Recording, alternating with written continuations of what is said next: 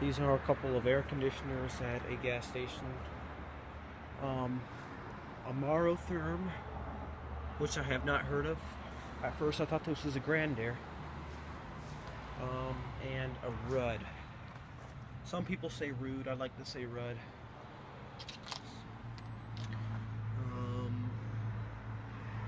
There's a Cope and Scroll compressor. These both have Cope and Scrolls. And this is from 2013. That's a 4-ton.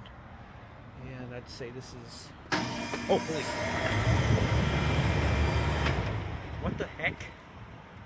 What the heck? That was weird. Scared the living crap out of me, I'll tell you that. Turned on and then shut off. It was on for like, what, 2 seconds? And then this is from June of 2015. That's a 4-ton? It looks a little smaller, but I guess that's the capacity.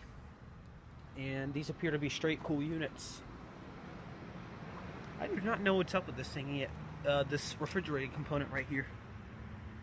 Don't know why it did that. But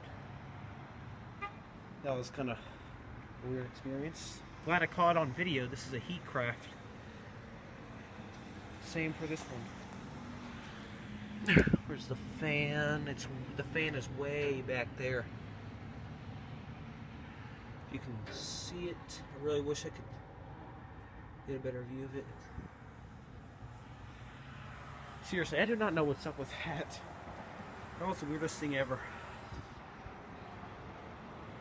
I've seen condensing units do that several times, but never a refrigerator component. Obviously, these will not be running in this weather. So yeah, a Marotherm, a 2014 4-ton Marotherm, and a 2015 4-ton Ruud. And won't you look at that, a homeless sign. That's nice. And they misspelled homeless. It's funny. Well, at first they did. Right there, they didn't put the second S. Hungry and homeless, anything. Well, thank you for watching. I hope you enjoyed the video.